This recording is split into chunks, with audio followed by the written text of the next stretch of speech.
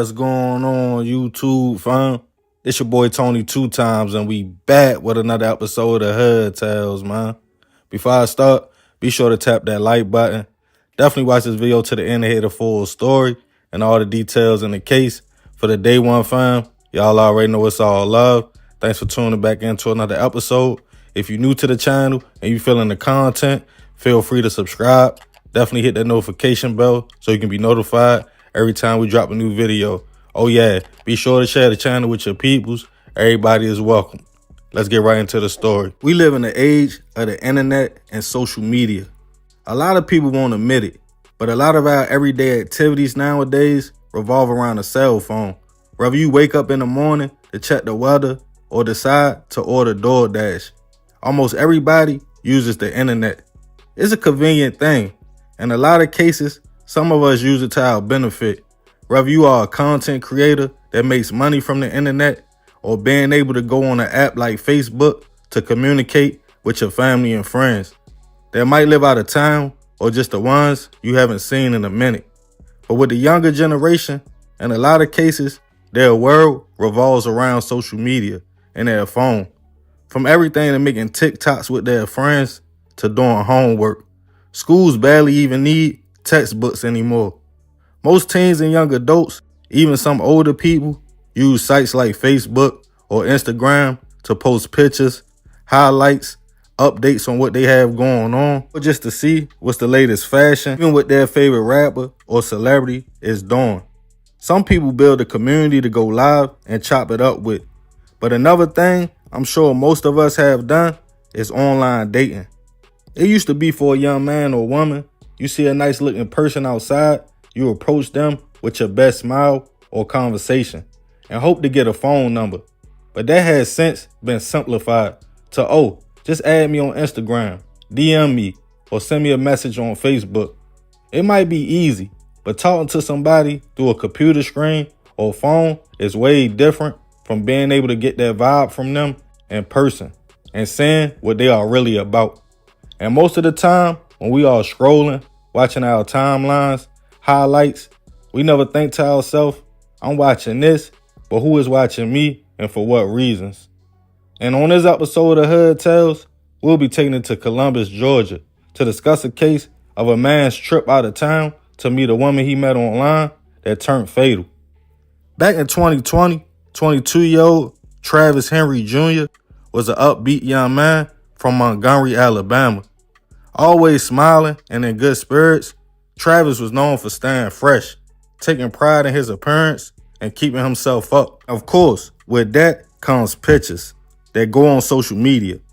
Popular in his hometown, just 22 years old, a man kept a pocket full of money, had a nice car, a black BMW. Now with Facebook, the young man wasn't just local, but connecting with people from different places. Travis, being ambitious, decided to approach a young lady through Messenger.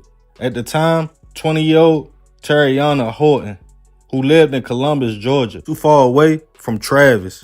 The two had been talking for a few months, getting to know each other. The young man sometimes communicated with her homegirl as well, 17-year-old Kalayla Sumter. While Travis was looking at the young woman as someone to kick it with, he had other motives. Terriana and Kalayla had been peeping all of Travis's pictures, seeing the way he dressed, his cars, jewelry, and thought to themselves, in their own words, that would be a good lick or target for a robbery. Terriana would eventually invite Travis to drive over to Georgia to meet her in person. The young man had been trying to see what was up with her for a minute, so he agreed. Then on June 22nd, 2020, Travis hopped in his whip to head out of town. Terriana told Travis to come to the Whisper Woods Apartments in Columbus. When he pulled up, the young man was fresh for the occasion. Nice fit, jewelry, money in his pocket, thinking it would be a date night and hoping to possibly get intimate. Terriana walked outside and got in a whip with Travis. They talked for a minute as he was happy to finally meet her in person. Then the young lady insisted they should ride downtown. Being in her city, Travis agreed and they headed towards Bay Avenue.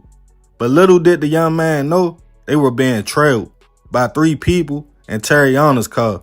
Her homegirl, Kalayla, and 2 men. 19-year-old Liddell Sparks, and 25-year-old Wayman McMillan. As Tariana tried to play the 50 or both sides, she was keeping Travis at ease while communicating with her peoples.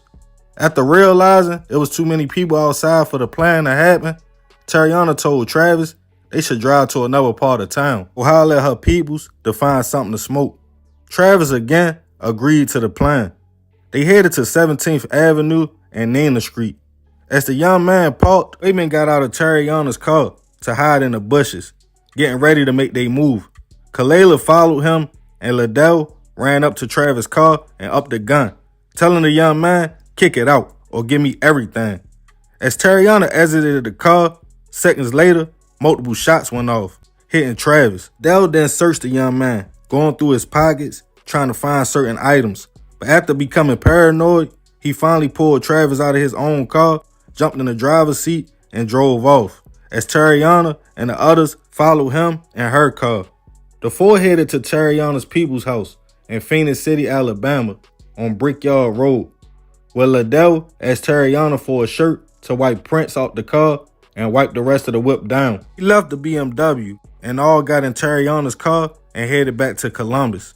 They headed to Rotary Park and stopped as Liddell got out the car, walked to the river to throw 3 iPhones and a diamond bracelet in the water that was taken from Travis. But Travis also had his own gun on him that Liddell kept for himself. After that, the four went their separate ways. About 8 hours later, Columbus police got a call of a young boy laying in a road. They responded to the location on Nina Street to realize it wasn't a child, but a grown man laying face down on the ground, shot multiple times, with a stack of money next to him, a silver chain, and empty gun holster.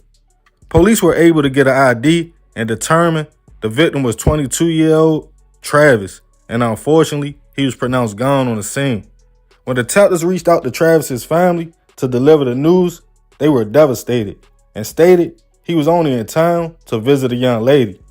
A search of his Facebook messages led police straight to Tariana.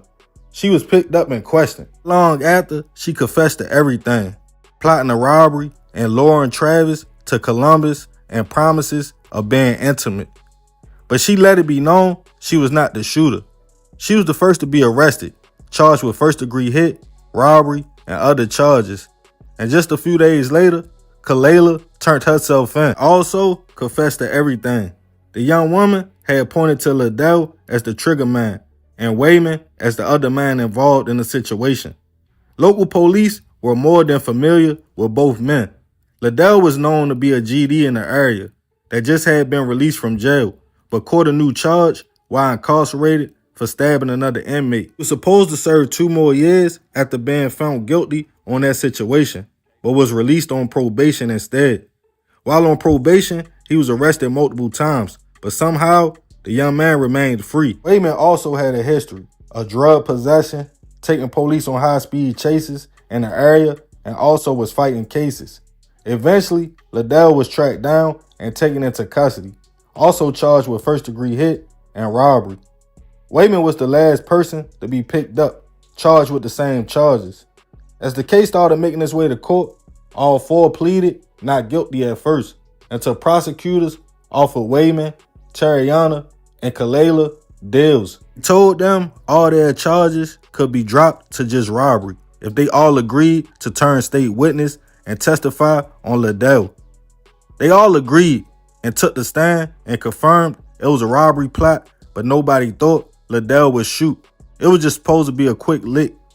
Take Travis' money and jewelry, then go about their business. But prosecutors had felt Travis reached for his own gun, which made Liddell shoot out of fear, and then panicking, leaving the money and jewelry on the scene, only taking 1 bracelet, a few cell phones, and a gun. Travis' family came to every court date and let it be known they wanted whoever responsible punished for the situation, and that the young man was loved very much. They felt like the system had failed, as Liddell wasn't even supposed to be on the street at the time. Eventually, Kalela, Tariana, and Wayman all pled guilty. In exchange for their testimonies, Kalela received 15 years, all suspended but 6. Tariana, 15 years, all suspended but 8. Wayman, 15 years, all suspended but 8 as well. As Liddell was going to trial, all the odds were already stacked against the young man. When the judge read the guilty verdict, he became emotional. But a few weeks later, during sentencing, things would get crazy. When Liddell had an outburst, saying his lawyer didn't do their job, and allegedly, the lawyer got caught with bricks a girl after the first court date, and that his co-defendants all lied, making him the fall guy. As him and his attorney was beefing, the judge imposed a sentence of life without the possibility of parole. Rest in peace to Travis. I send my deepest prayers and condolences to his family. Lil Bro seemed like a fly little dude that probably could have got a decent young lady, but sometimes as young men, we don't think with the right head, and unfortunately, it can cost us our lives. Young women and other men both got slaps on the wrist and will be able to go on to live their lives, while Travis's family has to suffer. They only can hold on to memories. Liddell threw his life away and really only got a gun out of the situation. The plan didn't even go right because they all got scared and left everything. To everybody out there that uses social media, be careful of posting everything and make sure you know who is watching you. I know in our minds, we are only doing it for fun, but you never know who is plotting, sitting back, peeping everything you got going on for the wrong intentions. While entertaining for some people use it to find out they next victim. So remember, we gotta succeed not to fail, so we won't be just another hood tale. Man, crazy story. Rest in peace, that young man. But yeah, I ain't gonna talk too much more about this one. Y'all definitely let me know what y'all think about the situation in the comments. I appreciate you if you made it to the end. This another episode of Hood Tales. It's your boy Tony 2 times. Love, fam.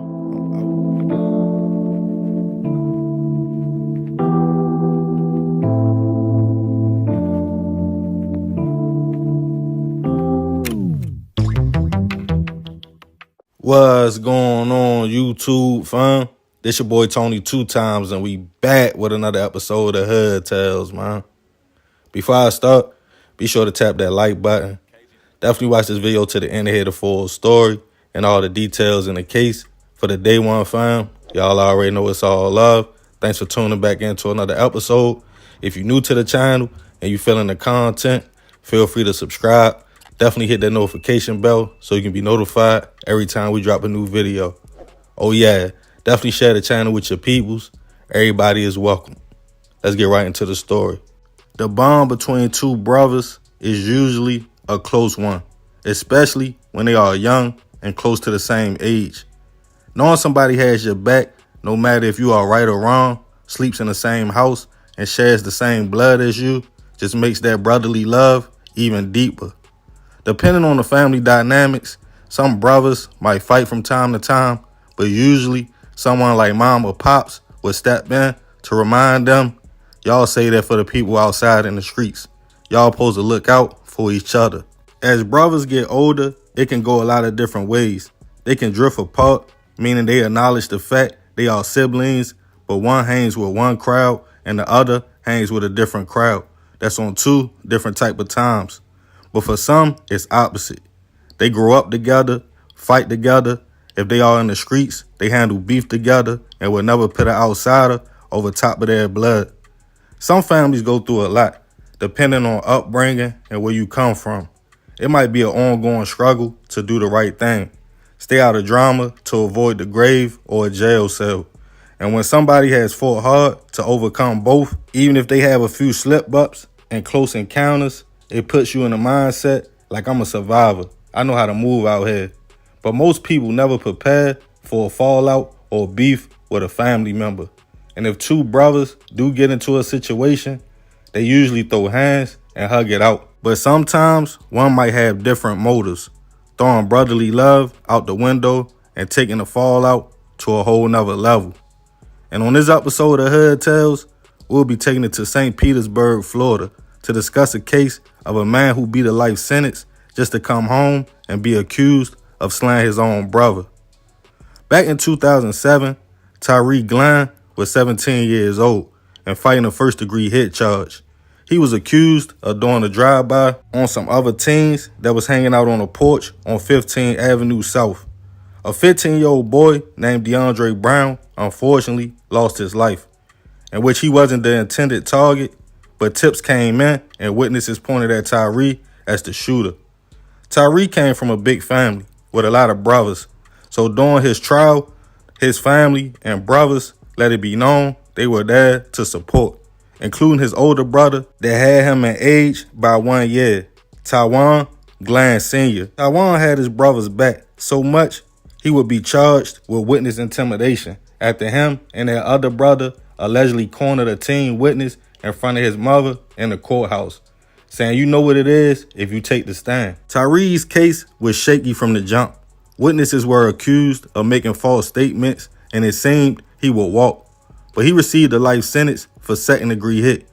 While serving time, the young man would do something that was bold and really a wild move, getting a tattoo of a wanted sign with a $100,000 bounty on the detective who investigated the shooting he was accused of. Even though still young and wild, Tyree would get a second chance to go to trial after his first sentence was overturned due to witnesses switching up their stories, in which after seeing the tattoo and more witnesses coming forward, in 2010, he would be found guilty all over again, and his life sentence was reinstated. His brother Tawan would receive a 1-year sentence for tampering with evidence after allegedly intimidating the witnesses. But after another appeal in 2017, Tyree's sentence would be overturned again, leaving him with the lesser charge of manslaughter and a sentence of 15 years, in which he already had 7 years in, leaving what could have been a life sentence to a few years. On December 6, 2023, now 34 years old, Tyree was released from prison and reunited with his family and his brother, Tawan. Tawan had been going through some things himself, a few run-ins with police and trying to keep his family good and son on the right track. He always visited his little brother while he was doing his bid, so he was happy when Tyree touched down. But the happiness would soon be overshadowed by grief. In February of this year, Tawan's son, with the same name as him, Tawan Jr., was hanging out in Citrus Grove Apartments on a late night with his guys. An argument started with another group of people and shots went off. Police responded to the complex, but they only found a whole bunch of spent shell casings and nobody around. But about an hour and a half after the shooting, at 1:30 a.m., somebody dropped Tawan Jr. off at a local hospital. He was suffering from gunshot wounds, and unfortunately, the young man would pass away from his injuries. He was just 18 years old. This hit his father, Tawan Sr., hard. He made a post about his son, and the family tried to comfort him to the best of their ability, including his little brother, Tyree. No information came out, and police had no suspects on the hit. But as the family gathered for a vigil for Junior, things would get crazier. After the vigil, Tawan Sr. was outside on 7th Avenue, just a few blocks from the apartment complex where his son lost his life at. It was on a late night tip, about 2 a.m. Tyree and Tawan was talking, but the conversation between the brothers quickly went left, turning into a full-fledged argument. Tyree hopped in the whip with his homeboy as if he was about to leave, but he doubled back and hit Tawan with the car once, before then making a U-turn and hitting him again before fleeing the scene. About 3 a.m., police got a call of a man laying in the street. They responded to the location to find 35-year-old Tawan Glenn Sr. gone, just a few days after his son was hit and a few hours after his vigil. Detectives looked at surveillance cameras in the area that caught the whole incident. It showed a dark blue 2018 Cadillac ATS that was responsible for the hit and run. Nobody at first had any idea about the brothers and their argument. As the family showed up at the scene, they were devastated. They took 2 losses back to back, a father and son. But fuel was quickly added to the fire once police showed them the car and video. They knew Tyree was responsible for taking the life of his own brother, but he was nowhere to be found. A warrant was put out for his arrest, and a bolo was put out for the vehicle. The 2 brothers, who was once so close, no one expected things to go left between them, especially after Tyree watched his big brother grieve over his son. Their mother went to social media, telling Tyree she loved him but he really needed to turn himself in. He wasn't mentally stable, and she feared he would do something to somebody else. She also asked how did things go wrong for the family that fast in a matter of days. A few days would go by, and a man named Sebastian Williams would be arrested and charged with accessory to a hit for allegedly being a passenger in the car when Tyree hit his own brother, helping hide the vehicle and not contacting police. He was picked up and held on a $100,000 bail. Tyree would be snatched up not too long after that, charged with the hit on his brother, just a few months after being released from prison. During his first court appearance, Tyree sat calmly as he listened to the charges that was being brought up against him. As of now, he is being held without bond, and both him and Sebastian are innocent until proven otherwise. Rest in peace to Taiwan Jr. and Taiwan Sr. I send my deepest prayers and condolences to the family. This situation is crazy. I don't know what caused Tyree to want to harm his brother, especially after dodging a life sentence. Taiwan Sr. was grieving the loss of his child. I'm sure he never thought his own brother would turn on him and be a threat, even if they did have a fallout. The family took 3 losses, not even a week apart. I'm curious, what could have been that deep for Tyree to crash out and allegedly do that to his own brother, even after watching him grieve your nephew? But I'm going to leave this one open for discussion. Y'all let me know what y'all think in the comments. And remember, we got to succeed, not to fail, so we won't be just another hood tale. Man, crazy story. Rest in peace, both father and son. I definitely send my prayers to their family. Y'all let me know what y'all think about this situation. I appreciate you if you made it to the end. This is another episode of Hood Tales. This your boy Tony 2 times. Love, fam. I'm out.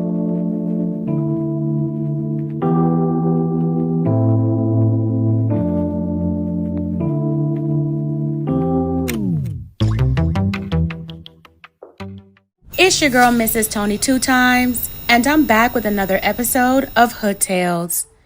In this episode, I'll be taking it to Covington, Georgia, to discuss the tragic slaying of Lapisha Nash after she drove her boyfriend to his baby mother's house.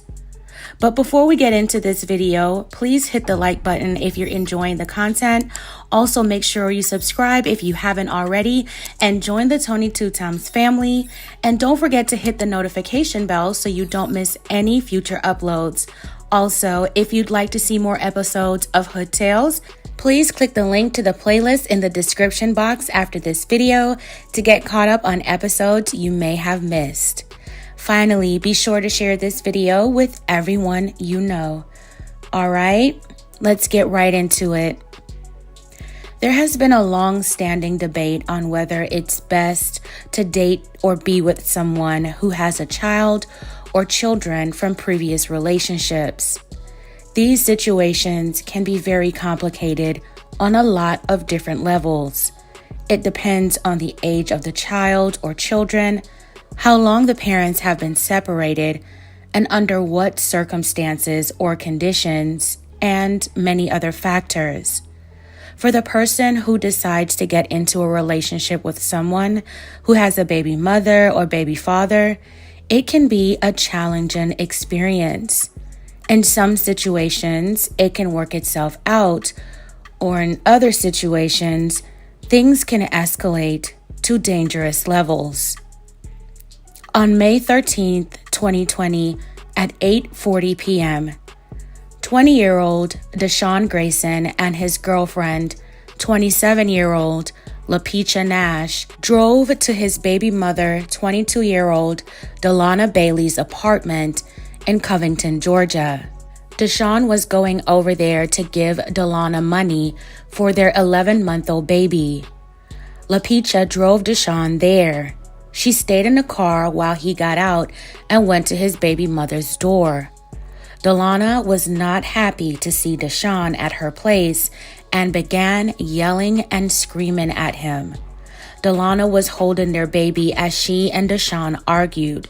She also had a revolver in her waistband.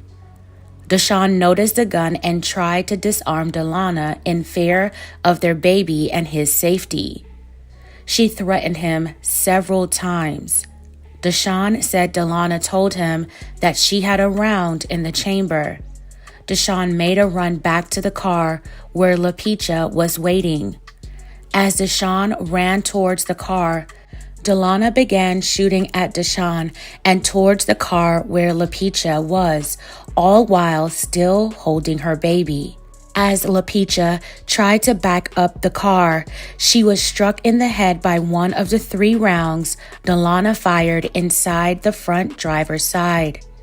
LaPecha's car crashed in the parking lot. Deshaun was also struck.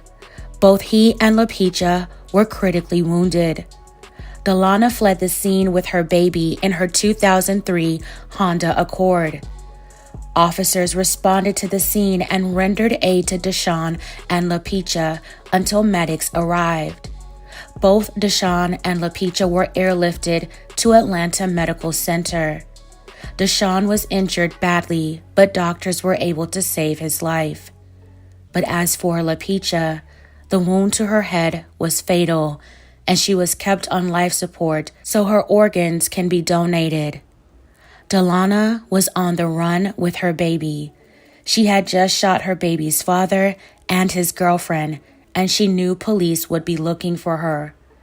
With the help of a license plate reader, Delana was tracked down to the Knights Inn Motel on Panola Road in DeKalb County. Officers surveilled outside the motel for several hours, waiting for Delana to emerge from her room. The next morning, Delana was arrested and her baby was unharmed. Investigators also found the weapon they believed was used in the shooting, according to police. Delana faced a slew of felony charges. Those charges were upgraded to malice hit and felony hit after LaPecha was taken off of life support and pronounced gone days later. LaPecha shouldn't have lost her life that night. At 27, she still had so much living to do.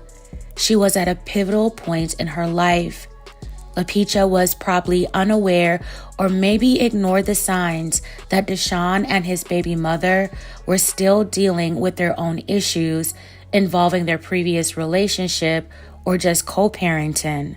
Maybe she didn't fathom the situation reaching the point where Delana would boldly open fire on them while holding the baby. She was simply there to take her boyfriend to drop off money for his child. She probably thought it would have been a quick turnaround. LaPecha's family was devastated by the news, but relieved that the person responsible was behind bars. Deshaun was subsequently released from the hospital and recovered from his injuries. It would take 4 long years for the case to go to trial. Delana's trial began on February 5th, 2024. The prosecution presented their case and said Delana's actions demonstrated a blatant disregard for human life, while the defense claimed that Delana acted in self-defense. After a weeks-long trial, Delana was found guilty on all counts on February 13th, 2024. The jury deliberated for less than an hour before returning the verdict. Delana is scheduled to be sentenced on March 7th. She faces the maximum of life without parole.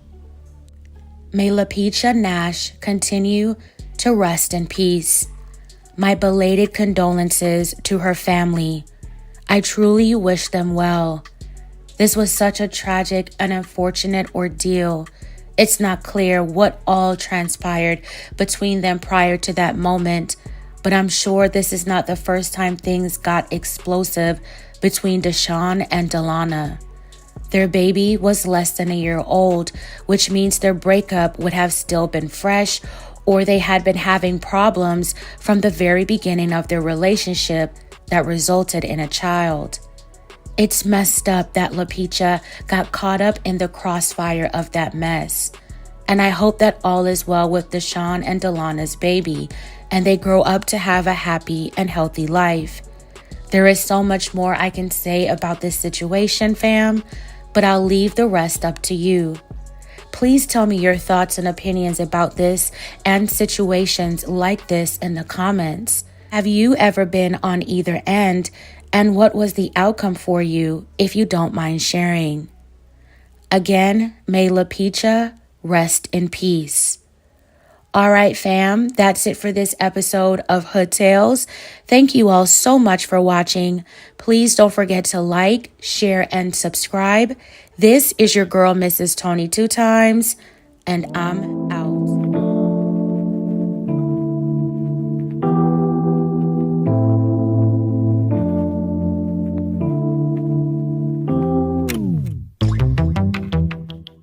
What's going on, YouTube, fam? This your boy Tony 2 times, and we back with another episode of Hood Tales, man. Before I start, be sure to tap that like button. Definitely watch this video to the end to hear the full story and all the details in the case. It's like 2 situations in one. A lot of information, so keep up with me. For the day one, fam, y'all already know it's all love. Thanks for tuning back into another episode. If you're new to the channel and you feeling the content, feel free to subscribe. Definitely hit that notification bell so you can be notified every time we drop a new video. Share the channel and content with your people. Everybody is welcome. Let's get right into the story. When we have kids, for some of us, it's an unexplainable joy. A feeling of pride, knowing you got to go make something shake and be at your full potential to make sure you can take care of them and be the best parent you can be. Those younger years are fun. Your child is excited about everything. A little trip to the dollar store with $5 will brighten their day. But as they start to get older, develop as a young man or woman, things change. You try to put yourself in their shoes and understand what's going on in their world. But as they become teenagers, they become more and more distant and feel like either us as parents don't understand or now they are old enough to make their own decisions. We try our best to hold on, but once they get to that rebellious stage, the more you try to step in, some teens push further and further away. You don't have to be a bad parent. You could give your kid the world, but in their mind, you are standing in the way of whatever life they think they want to live.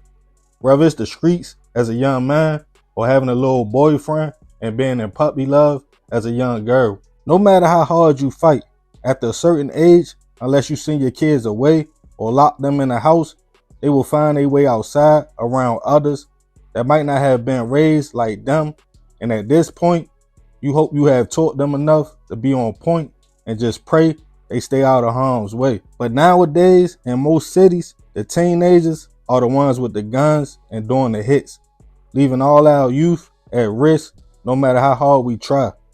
And on this episode of Hood Tales, we'll be taking it to Birmingham, Alabama to discuss what led to 2 teenage girls gone just days apart and 2 twin boys and their 15-year-old brother charged for the situations.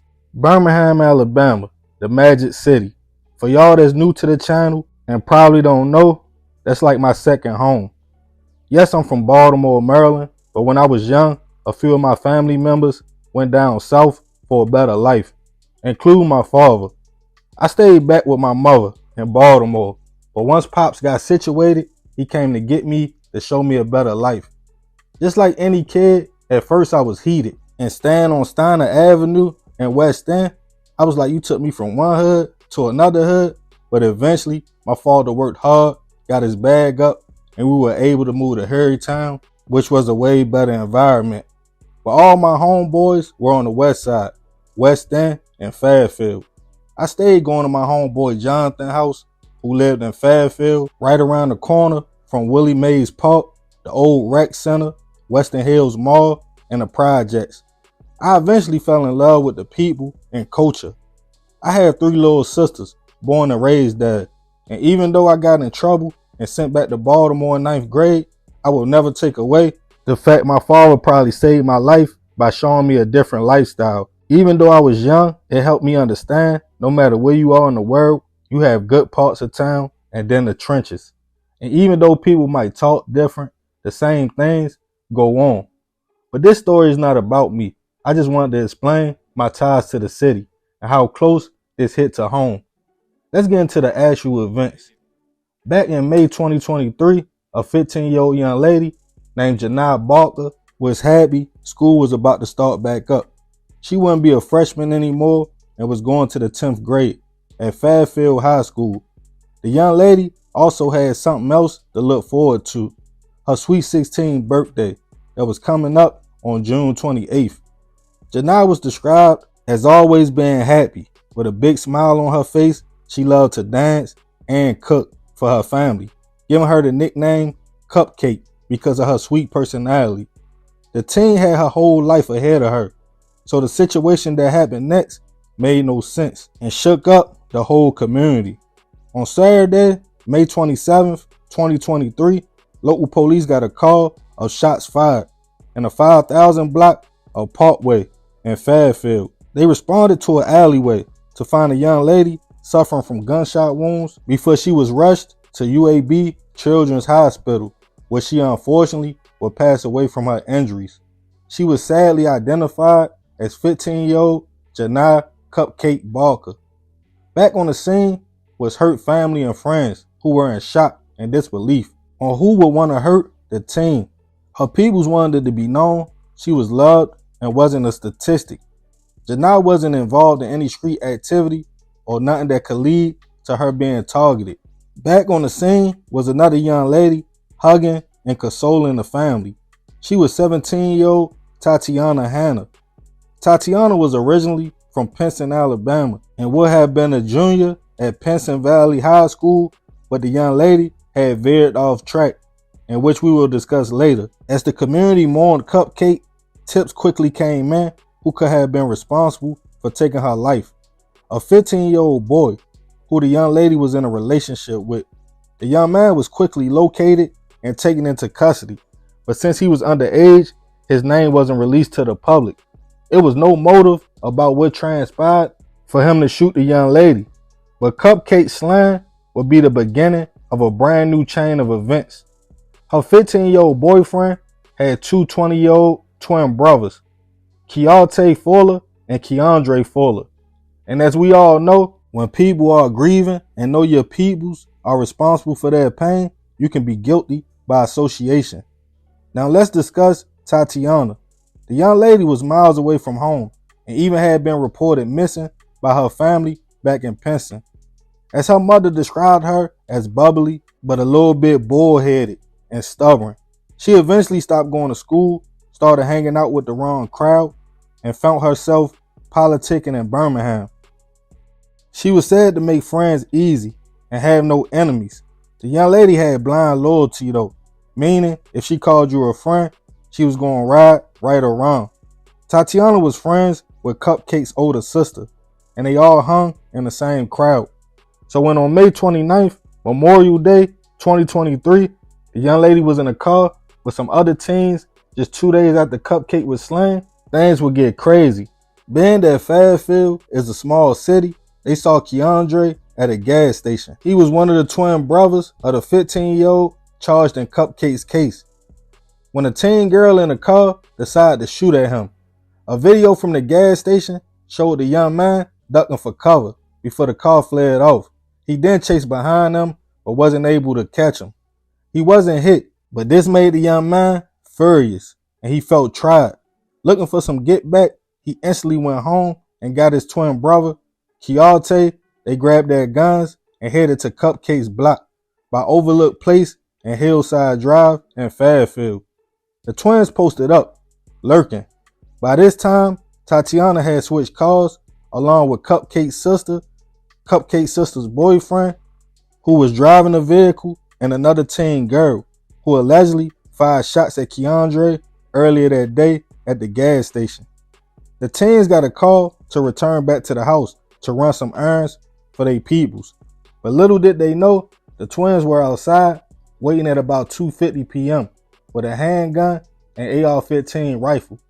As the car pulled up with Tatiana, Cupcake's sister, her girl cousin, the other teen young lady, and the young man driving, they peeped the twins in the cut, standing on the sidewalk, guns in hand, ready to shoot. They quickly tried to make a U-turn, but crashed into a tree before the twins opened fire on the car, then fled. Witnesses quickly called police, who responded to the location to find a male driver hit, but in stable condition. Also, Tatiana hit, but unfortunately, at just 17 years old, she passed away on the scene.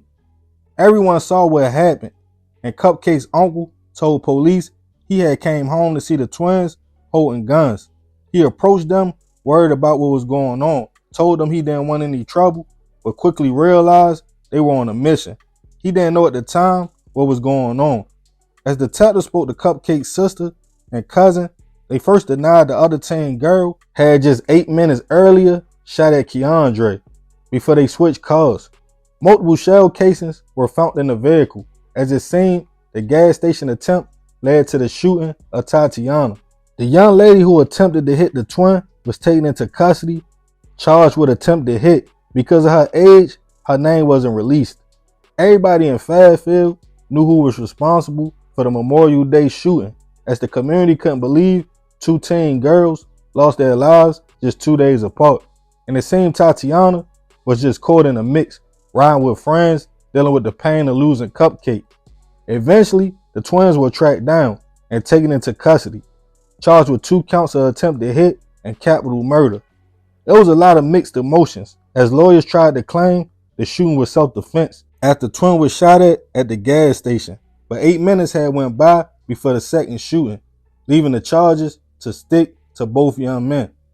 Just 48 hours apart, 3 brothers were charged with hits and 2 young ladies were gone. Rest in peace to Janai and Tatiana. I send my prayers and condolences to both families.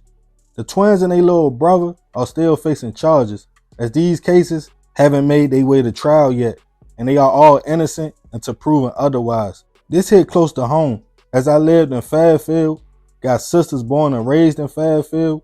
One of them even went to Fairfield High School. It's sad that whenever a young person nowadays feel like it's an issue, and I'm talking about the little boy who took Cupcake's life, they gotta hurt somebody. They didn't say a motive, but I'm sure it was teenage relationship issues. Not knowing the other people you are hurting in the process, and that you can cause a whole nother chain of events because people want to get back for their pain. Now, one person's actions affected 5 others. The 2 young ladies who unfortunately lost their lives, the teen girl charged with the attempt of twin, and his 2 older twin brothers, who are now charged with serious charges for taking a life. This is a sad time we living in, where teenagers feel like there's no other options but to take a life, not knowing the consequences behind it until it's too late. And for every action, it's an equal or opposite reaction. It could go any way. So remember, we gotta succeed, not to fail, so we won't be just another hood tale. Man, crazy story. Rest in peace, them 2 young ladies. I definitely send my prayers and condolences to their family. As a father myself to 2 young ladies, I couldn't imagine. One who about to turn 16 in just a week. But yeah, man, I ain't gonna talk too much more about this one. Y'all let me know what y'all think in the comments. I appreciate you if you made it to the end. It's another episode of Hood Tales. It's your boy Tony 2 times. Love, fam. I'm out.